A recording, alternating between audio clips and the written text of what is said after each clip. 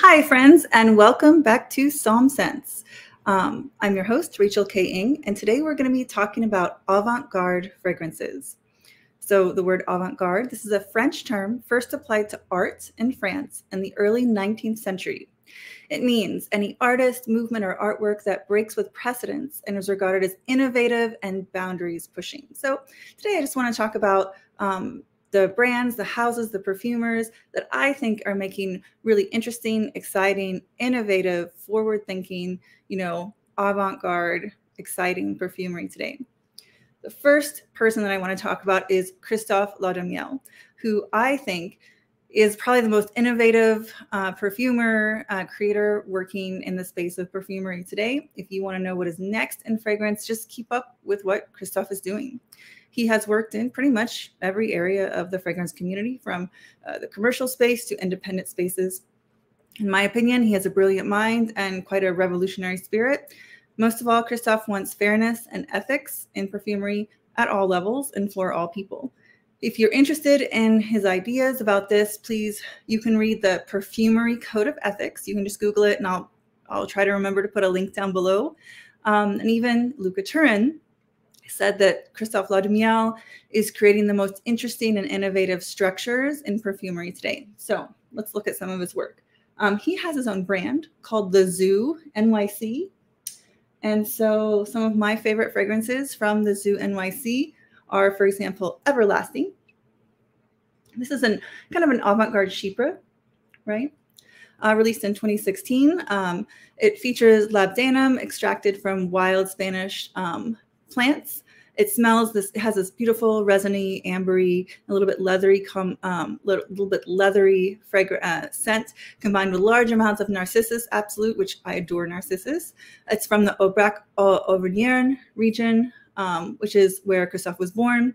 And Narcissus is not too floral. It has this kind of green, earthy, wet, mossy aspect to it. And then there's some modern musk and reconstituted moss added. This is a really brilliant fragrance. The people that I know that have smelled it, they either absolutely love it and fall for it, or they're kind of like about it. But this could be a love for some people. Another fragrance that I really adore from him is Rhubarb My Love. For me, this is just the best rhubarb fragrance ever made. It really, truly is the most beautiful, luscious, scrumptious, juicy, delicious rhubarb ever. Love this one. Another one is Fig My Love. This is packed with really quality. All of his fragrances are packed with quality ingredients.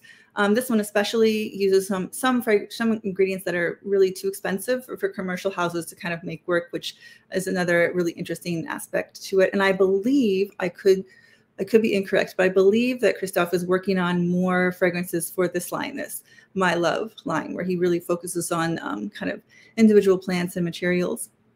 Another one, which is a recent release that I absolutely adore, is Dangerous Curves. This came out in 2022.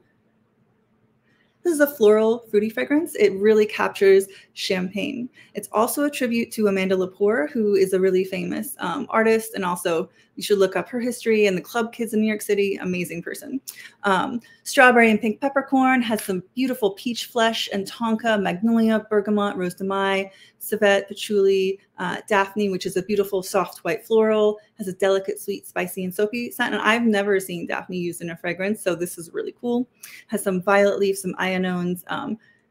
This is just a gorgeous fragrance. And you can definitely check out the Zoo NYC website. Something that I really adore about Christophe's work is that, again, he really believes in transparency and ethics in perfumery. So he lists all of his ingredients. He always tells the story, the inspiration behind every fragrance, and it's fabulous. So definitely check out Christophe Laudamiel and what he's doing. He works for other brands too. Like, this is one of my favorite floral fragrances of all time. For example, this is Saskia for Grandiflora, an eau de parfum. This is the smell of walking into a flower store. It's like, that kind of beautiful, wet, green, soft floral scent that you get when all the flowers are just mingled in the air. like a hothouse almost. It's just the most beautiful, delicate, airy, aqueous, and floral fragrance. Oh my gosh, I'm in love with this. It's such a beautiful fragrance. So definitely check out. Actually, the whole Grandiflora line is really pretty fantastic. They I believe Australian woman who does actually own a flower store made a beautiful line of fragrances with lots of great perfumers. So definitely check those out.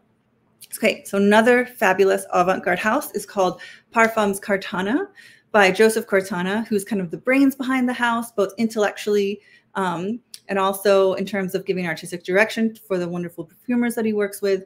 And his fragrances are really fabulous because they're incredibly intellectually stimulating, as well as, physically, viscerally stimulating. There is his first line that he came out with was called Les Potions Fatales, which are the scents of poisonous flowers and plants. So that includes things like wolfsbane, bloodflower, hemlock, poppy soma, midnight datura, Venetian belladonna, digitalis, mandrake, and lily of the valley.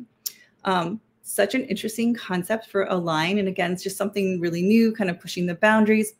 I own several. My favorite are probably Hemlock, right? This is a woody, spicy fragrance. Hemlock was launched in 2016. The nose behind this fragrance is Christelle Laprade. I think I'm saying, Christelle, I hope I'm saying your name correctly.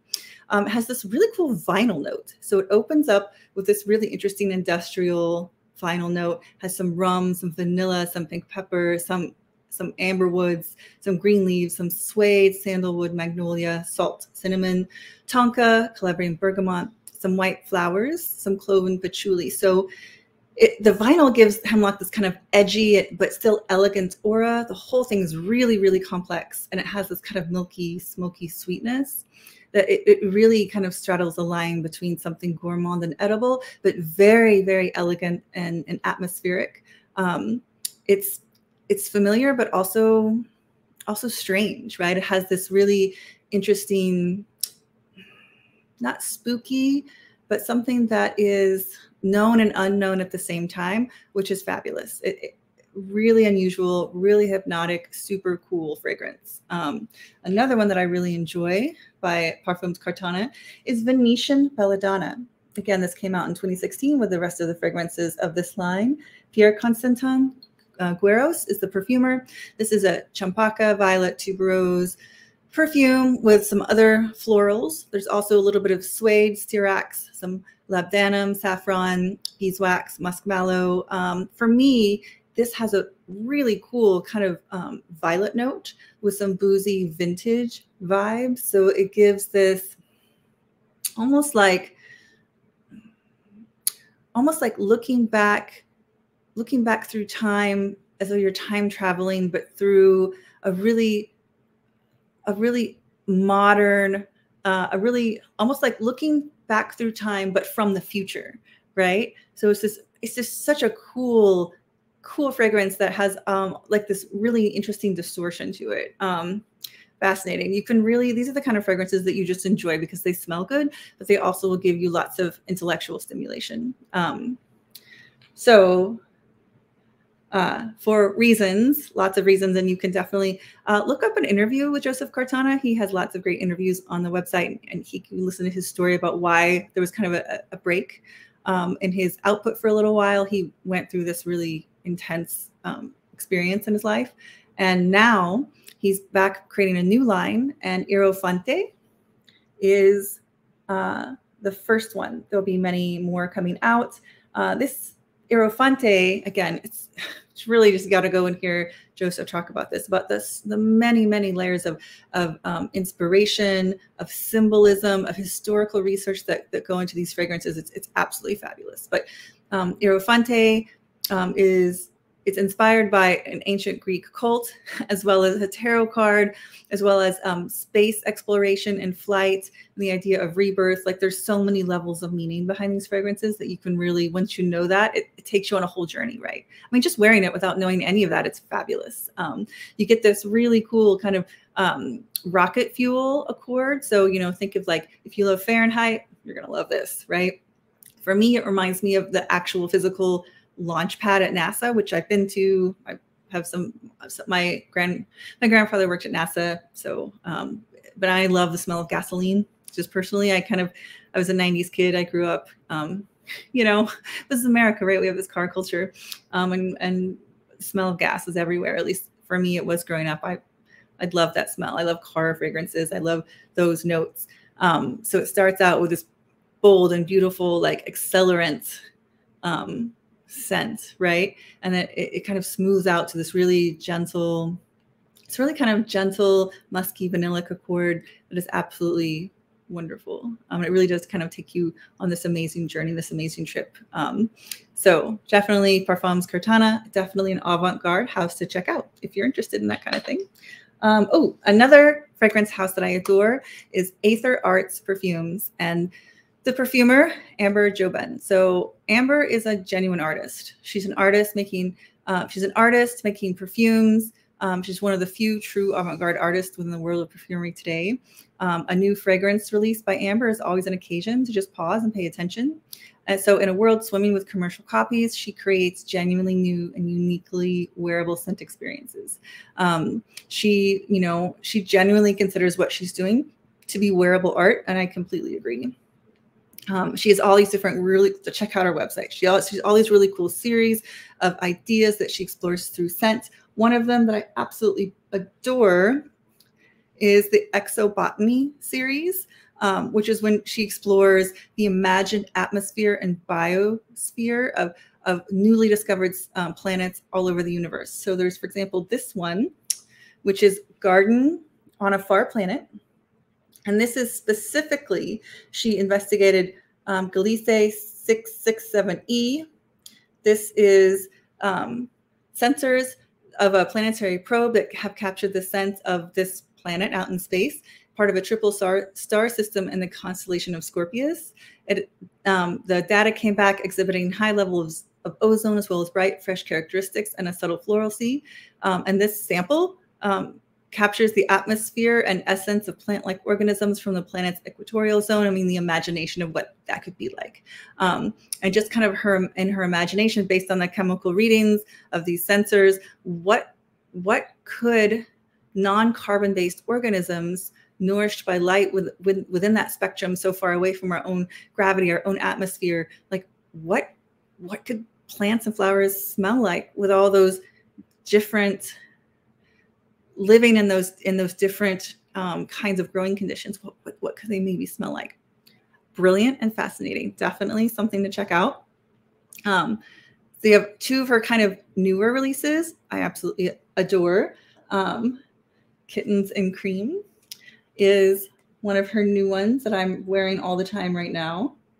And so this is kind of a softly sophisticated soft fur and cream accord. Of course, like if you're like me and you have pets and you love animals, like we have 2 dogs, I've had cats before, just like the smell of a new baby kitten or a new baby dog, or even, your beloved family pet, no matter how old they get, it's just one of the best scents, right? And so this fragrance pairs a gentle, warm fur accord with a really beautiful kind of whipped cream, really chic, actually, kind of like a French Chantilly cream accord. So I think it reminds me of like beautiful, family moments with your best pet, or it kind of reminds me of like a really fancy night out when you might have an old fur coat from great grandma or something, but you're like on your best, going out wearing your best, you're wearing your powdery makeup, your best fur coat, your best heels, whatever. But it just reminds me of all those good memories, maybe having a great dessert, like all piled together. So this one is really wonderful. Another one that is kind of new that I've this one's so good. Oh my gosh. So this one is Midnight Sugar, and it's inspired by Amber's favorite after hours private music club called the Sugar Cube, right? And so it doesn't even open. This is like a club, right? It doesn't open until 11 p.m. And then I think it closes at like 6 a.m. or something. And I guess it's like a place for very serious music lovers, very serious artists, pretty tight-knit community, I guess. And you can, there's plenty of coffee, like smoking is happening there. And so it has these really interesting combinations of like Meyer lemon, Arabian coffee, Indonesian vetiver, tobacco, some sandalwood, dark oud, and then like definitely there's some sugar there. There's some vanilla or some sweetness going on. But if you love, like, if you've ever been out late, like I'm thinking of, I spent Halloween in San Francisco with some of my friends from Paris one year, and we definitely had one of those all night, just from one place to another party experiences. And we ended up like very near dawn, like eating Chinese food in this tiny little place where we had like this really strong coffee. And back in the day I smoked, I shouldn't have, but that, sweet food, cigarettes, coffee, out all night, fun vibe. This really brings that to life, and it's brilliant. So definitely check out, if you're interested in a truly artisanal, artistic take on fragrance, definitely check out Aether Arts Perfume. Another fabulous house is called Cognoscenti. See these really cool, like little cube bottles. Cognoscenti is a brand by Danielle Sargent. She's the perfumer and owner of the house. She's a painter, architect, and designer. And she kind of is interested in blending old world craftsmanship with like a modern day sensibility. All her fragrances are unisex, and she's interested in the historical origins of perfume. And she really avoids, those of you, especially gentlemen, you might be interested in this. Of course, all fragrance is gender neutral, right? Fragrance doesn't have a gender. But if whoever you are, if you do not like sweet fragrances, if you do not like floral fragrances, this house is for you. Pretty much all of her fragrances are woody, herbal, aromatic, and super elegant. This one is really interesting. This fragrance, number 44, Fire and Rain. She originally submitted this in an avant-garde olfactory. I don't remember if it's a competition or if it was just kind of a celebration out in California. And it did so well that she made it into like a sellable perfume. And basically, it's the journey in this fragrance is amazing, because you do get actual fire and smoke, and then you also get that rain and petrichor. And I think that if I remember the story correctly, she made this during those, there's been some years of really terrible fire, like forest fires in California, and people like being trapped in their home and living through some difficult times. And this perfume is kind of memories of that, right? Of having to live with smoke and being afraid that, the fires might reach your house, but then eventually the rains came, and seeing that renewal of nature and seeing nature come back. And seeing those scarred, hillsides, etc. So there's cypriol, like hydrocarbon resin and vetiver for the smoke. There's geosmin for the rain. There's salt and grisalva for like the coast, because the coast is right there. The ocean is right there, There's some pink grapefruit, blood orange, and saffron for the sunshine. And then there's geraniol, hedione, neroli, and gardenia for the florals. And there's some light woods, musk, and resins for like warm breezes. And it's so cool the way this fragrance, because the way this fragrance works is you start with the smoke. The smoke is the first thing you get. And you get then you get that rain after a little while. And then kind of almost to the dry down, you get this amazing moment of sunshine that just breaks through. So you get this genuine experience of having lived through the smoke, having lived through the rain that puts out the smoke, and then this bright, beautiful sunshine accord that just opens everything up. And then you start to get the florals, like nature is returning, the sun is returning, you can breathe again. I've never experienced a fragrance like this. It's absolutely amazing, kind of the journey that it takes you on. So really cool house to check out. Another one that I adore is called Bravanariz. And this house, kind of the way that for me it is avant-garde and innovative, is really the way it works with the way this house protects the environment, works with their materials, and has such an avant-garde supply chain. So Bravanariz is 100% natural, just cutting edge environmental protection and regenerative practices. So Ernesto Calado, who's the founder and the perfumer, lives in Spain and has a wild harvesting program with the Spanish government. He actually has come up with the most, as far as I know, the most comprehensive official government-sponsored. He works with the government wildlife services in Spain to create regenerative and sustainable harvesting practices, so that he is protecting the environment as he's still wild harvesting the materials for his fragrances. I mean, this is amazing. This is amazing stuff. And some of his fragrances, he actually even processes them inside in the forest, exactly right next to where he harvests the materials. It's really cool. It's really amazing. So let's start with his lavender cologne. Absolutely fabulous. Right? This is fresh and welcoming. It has this brilliant lavender, again, wild harvested from Spain. Actually, no, I'm sorry. The lavender is farmed, not wild harvested. So he does have to have a lavender farm. I believe his father and his grandfather were also farmed lavender, and he has their farm, from what I believe. So it has some orange, lemon, and tangerine to open it up. Oh, no, it is made with a wild harvested lavender tincture and organic lavender hydrolate. So it's a combination of both.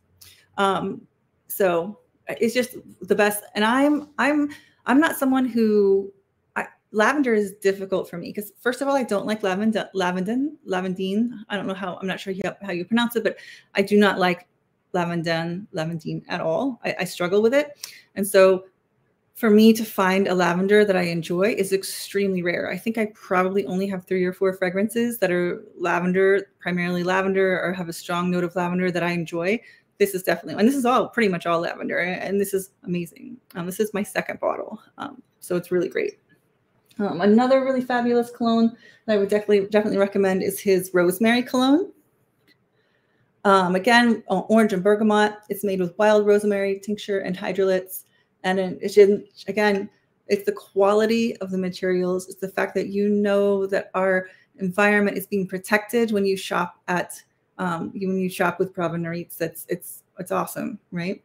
And then I didn't bring the bottle downstairs, but another one, and you just gotta check out this house. Another bottle that I have that I love is Fume, which means smoke in Catalan.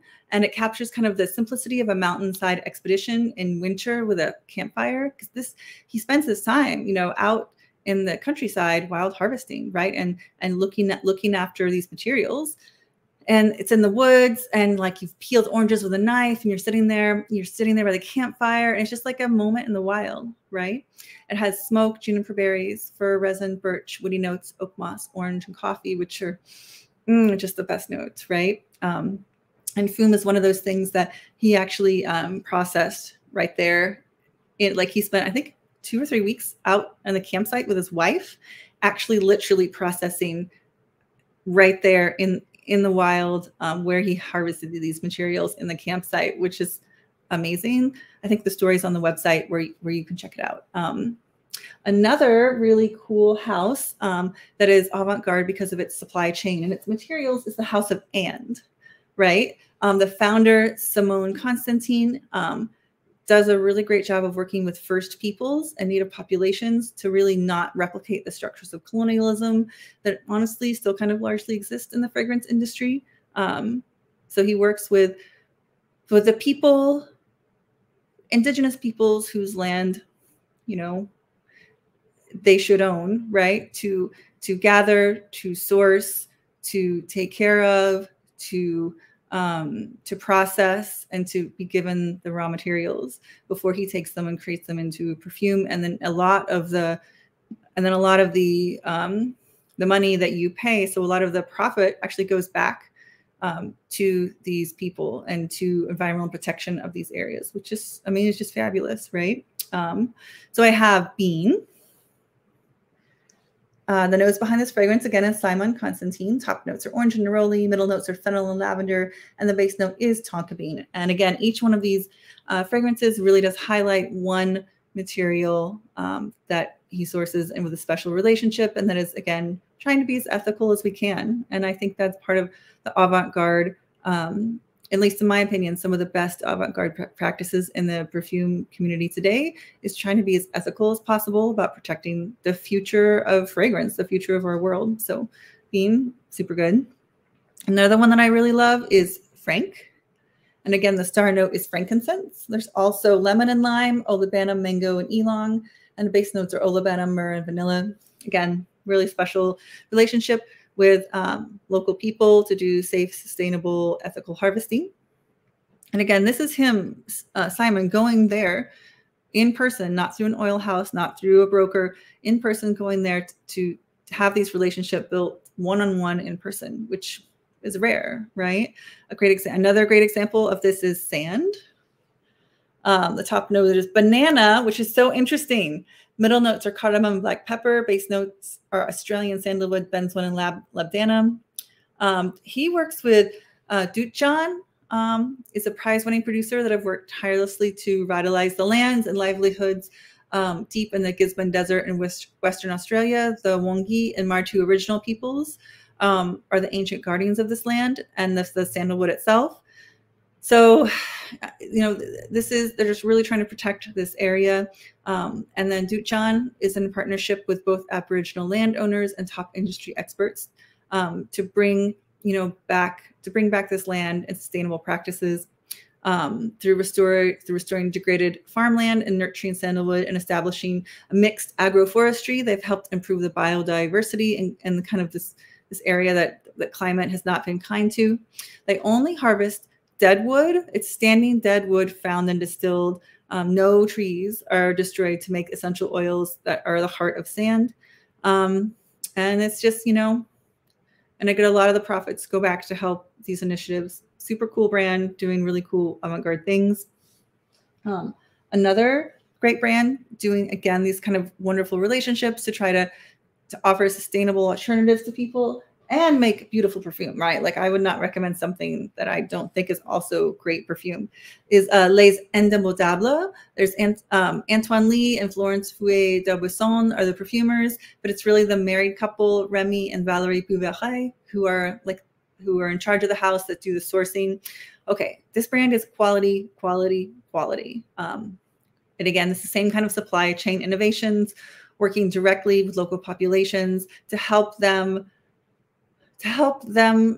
create the economic and livable conditions where they can create quality products, do the refining, do the sourcing themselves, and then, have really lovely ingredients, top quality ingredients for us, right? So they beautiful, beautiful, like eau de parfums, but I'm going to today focus, because I've been wearing so much and it's summer, I'm going to focus on their colognes. This is Escale on Haiti. This is Haitian vetiver is really the star. Juniper, pink pepper, tonka, and myrrh. Oh my gosh, I love this so much. This is, again, my second bottle. Then you have Escale on Indonesie, which is an ambergris fragrance. And yes, real ambergris. Bergamot, lemon neroli, jasmine, and sandalwood. This is very much a your skin, but better. Beautiful. This is kind of like what a sport fragrance, should smell like, in my opinion. Check out Les Indemodables. Fabulous. Okay, another really avant-garde house, very much more in like the artistic direction, is UNUM. Here you have the art director, Filippo Sorsellini. Oh, I'm sorry, I'm not going to say, I don't speak Italian. I super apologize. I'm probably going to get this name wrong. Filippo Sorcinelli. Hope. Please let me know in the comments how to say it. Who's an artist, musician. He creates the handmade liturgical vestments and other objects for Pope Benedict and Pope Francis, and creates lots of amazing fragrances, including Lavs. This is has a rich and smoky aroma, heavily peppered with some leather and some frankincense, some clove, rosewood, coriander, and cardamom, and like a musky opopanax and benzoin. For me, this is, oh gosh, this is one of the best kind of liturgical type incense fragrances out there. It's brilliant, and his bottles are all really cool, and it's just again, check out his website. This is very artistic, innovative, unique. Like these are all houses where what you're going to get in the bottle truly doesn't smell commercial. It doesn't smell like a fragrance counter, right? It doesn't smell like a lot of other things. And to me, they're all interesting intellectually. They're interesting in terms of the ethics of the work that goes into them. And they're just beautiful. They're beautiful to wear, right? Then we have, another great one is AromAtom. So this is a fragrance house run by Marina Barsania. And she's a British perfumer who also studies space, right? And so her house really studies fragrant encounters with space. She explores Earth, the moon, planets in our solar system, faraway galaxies, with scent as a guide. So, for example, this fragrance is Moonwalk, right? So it's kind of like, what does the moon smell like? This is a recreation, because she said she knows what chemicals are on the moon, what astronauts have said the moon smells like, right? So you get this black pepper, a mineral accord, you have heliotrope and orris, powder accord, mineral, amber, and musk. So it's like, for me, I imagine this like this world of sparkling dust and silvery mountains, kind of a mineral magma, iridescent oceans, dry cold stone, super beautiful. I know she does have Jupiter and Saturn, as well as the center of the Milky Way, will be joining her collection in the future. But these are so interesting, so delicious, so amazing. So if you like space, if you're obsessed with space like I am, this is a really cool house to check out. Let's see. Oh, Darren Allen. Oh my gosh, I love Darren Allen. He's a brilliant and so under the radar, really, truly artisanal perfumer. Darren makes a lot of his own materials. He specializes in vintage and historic perfume recreation, especially a lot of those old Delaire bases, which are, oh gosh, they're just gorgeous.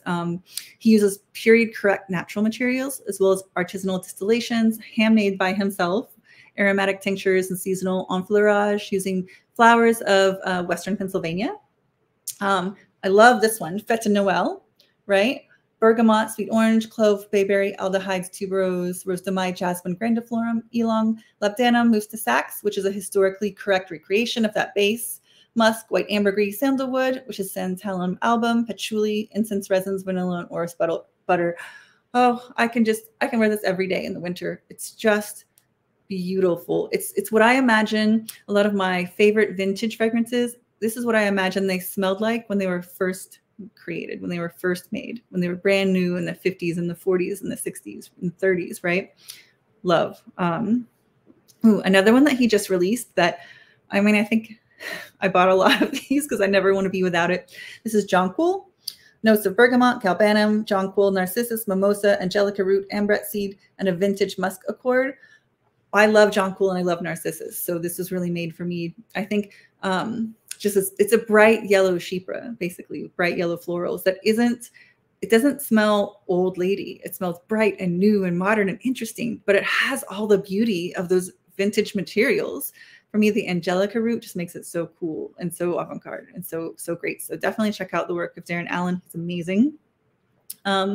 Another kind of house that I love in terms of being avant-garde, in terms of using that botanical journey to, making your own materials, and doing that in-house artisanal work, is Wit West, that I adore. Wit West Perfumes is a 100% all-natural botanical perfumery with a focus on rare ingredients. Based in Colorado, this is a small batch artisanal perfume house, owned and operated by Whitney Swales and her husband. The fragrances are all designed, formulated, and bottled in-house. They're handcrafted in small batches.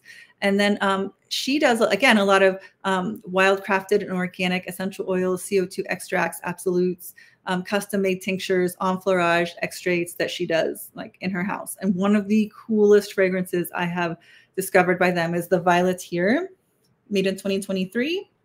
Top notes are iris and bergamot. Middle notes are lavender, mimosa, and rose. Base notes are oak moss, tonka bean, and olibanum. So people don't actually know this, but you can make an enfleurage out of the actual iris flowers, not orris fruit, the actual iris flowers. And it's kind of a misnomer that the iris flower is mute. And in many cases it is, but out in the west of the United States, some iris flowers do have a scent. And the scents can vary wildly. And it's interesting because the iris, and they grow in kind of clumps, and some clumps can be mute, and then the clump right next to it can have just a gorgeous fragrance. And so it's very hit and miss, but you absolutely can make an enfleurage out of an iris flower scent, which she did in this fragrance. Oh my gosh. And so in this fragrance, you can smell what an iris flower smells like. It's brilliant. It's so interesting. It's so amazing. If you have time, if you're interested, definitely check this one out. Super cool fragrance. Another house that I absolutely adore, that is, in my opinion, making, in so many of these houses, they have such a cool combination of intellectually stimulating ideas, as well as actually following through on those ideas and making beautiful fragrances that are awesome to wear. And a house that's like that is Stora Skogen. I love Stora Skogen. They're a mixed media independent perfumery located in Stockholm, Sweden. And the perfumers are Ola Hemmerdorf and Thomas Hempel. I hope I'm saying those names correctly. This is one of my favorites by them, Fantôme de Mal. It came out in 2015. The notes behind this fragrance is Thomas Hempel. Top notes are green leaves, galbanum, bergamot, and lemon. Middle notes are lavender, cardamom, cashmere, coriander. Forest, flower notes, black pepper. Then the base is made from oak moss, vetiver, ambroxan, cedar, musk, labdanum, sandalwood, and tonka bean. So what is Fantôme de Mal? So basically in Mal, which is a small village in the French-speaking part of Switzerland, and it's surrounded by dense forests, there's this enigmatic being, this creature that locals see kind of wandering through the forests, and they don't really know who or what it is. But they see this creature picking flowers, hanging out, and who is it? Is it an outcast from society? Is it a survivalist?